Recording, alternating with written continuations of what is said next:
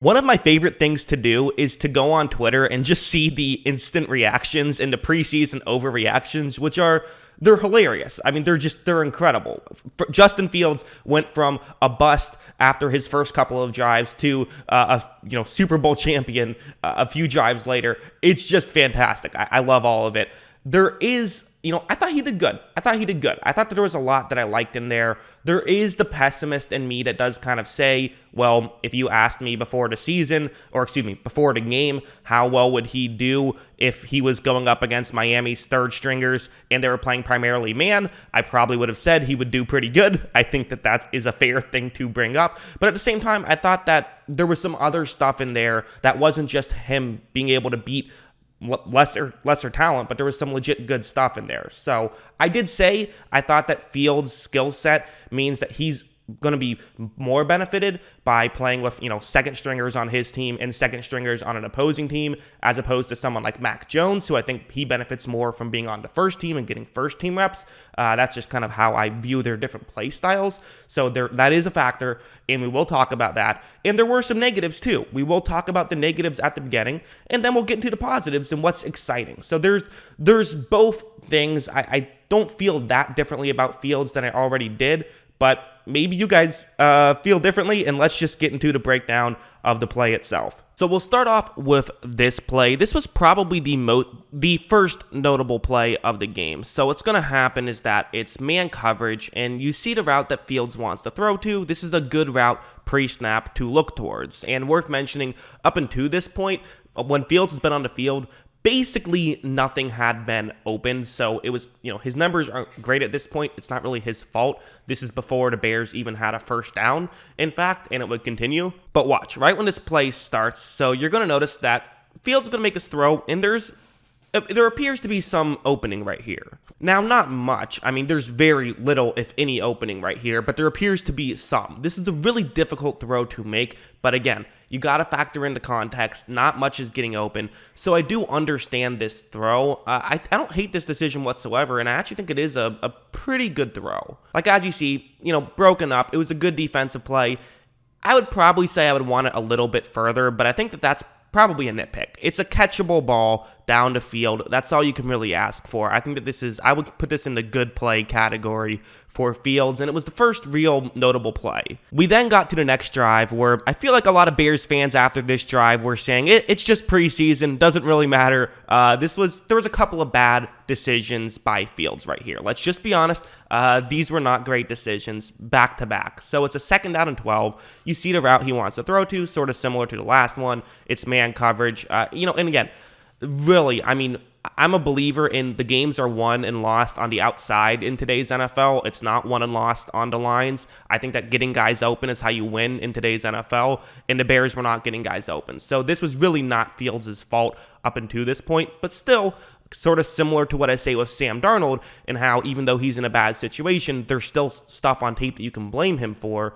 Well, I say a similar thing to Fields at this point on this play, because watch what happens. So Fields takes the snap, and you're going to notice that his tight end here is, he's just not really open.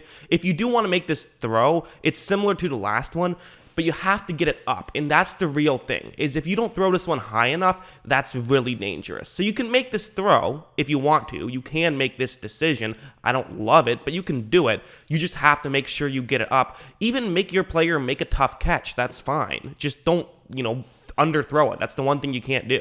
And as you see, this is nearly picked not just once, but twice. It just wasn't a great decision from Fields, quite frankly. And on the next play, this would happen, which this is really concerning a little bit. This is my biggest concern about Fields heading into the NFL is stuff like this, where it's going to be a blitz, and actually he's going to pick it up pretty nicely. The way the blitz works is it's kind of like a twist. You just have the blitzing man is going to go in between where you expect two guys to be blocking, so there should be an unblocked man here. And as you see, I mean, it's not going to get picked up too well, but Fields notices it well, and I'm pausing it right here. Good job by Fields there, and that's something that he kind of struggled with in college.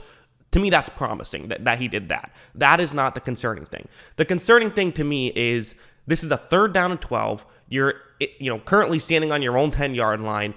It's okay if you want to run and pick up a few yards, but don't do anything stupid here. You're a franchise quarterback and you're holding the football, so you don't want to turn it over and you don't want to hurt yourself. Instead, Fields is going to take off and he is going to not just get tackled, but lose the football and just go down there. Don't make that spin move, and certainly don't hold on to the football with one hand. Again, situational football. First down and first down and 10. You want to make that decision? You can, but that wasn't the situation. So it's a mistake he shouldn't have made, quite frankly. And even one more negative play I saw was even in this scoring drive, this was not a great decision. It wasn't. It's man coverage. You have a receiver running a go route. But then watch what happens. So right when this play starts, it is a good route against his coverage typically. However, it's just not open. And so don't make this throw. And I think some people will argue with me on this and say, it's late in the half. You're trying to make something happen, trying to put points on the board. I think there's enough time left. You don't have to take this chance. To me, this is a bad decision. That's all. It's not a horrible decision, but it is a bad decision. And as you see, it's not going to be complete. I'm not sure, it was even that accurate to begin with as well, so maybe it wouldn't have worked. Maybe he was just throwing it away. Who knows? But that's not what I would consider a great decision. However, we then saw a seemingly massive shift just in the blink of an eye with Justin Fields. I don't know what happened. Part of it was, less starters were playing, but part of it was he just got better. Like right here, I probably should say not just he got better, but the whole team as a whole got better, because this is a 3rd down and 5, and really this is the main thing that Fields brings to Chicago.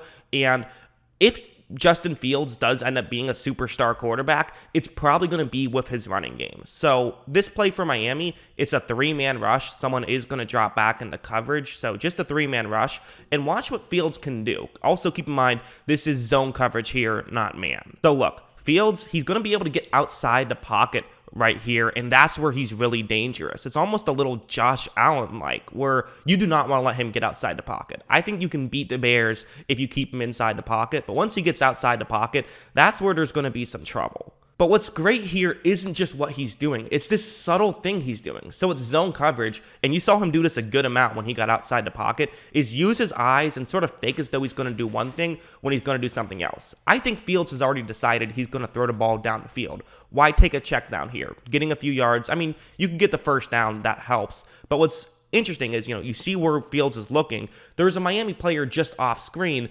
He's trying to draw that player in so he can throw over. And again, you can't see it with this angle, but that is what's happening. Because watch how Fields then goes upfield. I'm not even sure if he was looking, to be honest. I think he was. I think he turned his head at the last second and made that throw. But that was really good stuff from Justin Fields. When he's outside the pocket, look out. I think that's awesome right there, quite frankly. You had this, where this is a great play by the Bears as a whole, where, again, this is going to be Fields using his eyes. This looks like a design play, though, so I don't know how much credit to give him. But you see the way this is going to work for Chicago. Again, keep in mind this situation. It's 8 seconds left, 13-0. So what they want to do is they're going to have a couple receivers run deep, another run towards the sideline, because they have no timeouts left. So they want to get yards to kick a field goal, but they don't have a way to stop the clock. And right when this play starts, watch how Fields keeps his eyes downfield. You see how this is going to help push Miami players further back, which is just, again, it's good stuff right here. Use your eyes to your advantage. And again, he then looks over. He's able to make this throw to a wide open player and get a first down. So just good stuff right there. Good football, good high IQ stuff by Justin Fields. That's really what it was, I would say. And I think this play is another good example. So the next drive, he would get a touchdown. He had a touchdown run, but I want to focus on this play, actually, because this is the real way that Fields can beat you, is when he gets outside the pocket. Again, that's mostly where he had success with Chicago. It seemed like at first he was kind of trying to be this, a little bit stiff, staying in the pocket. And then at a certain point, he just said, well, screw it.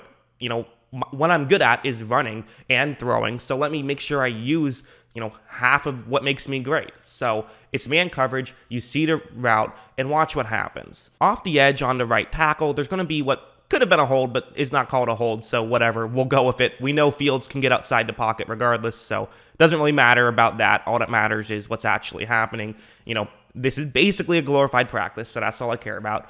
And you see, this is the situation Fields can put opposing defenses in. It appears as though Fields is going to run with the football, so the defensive back is in a tough spot here. Now, what he should do is make sure he covers his man, trust that someone else will tackle Fields before he gets the first down, or maybe even you could tackle Fields after he crosses the line of scrimmage.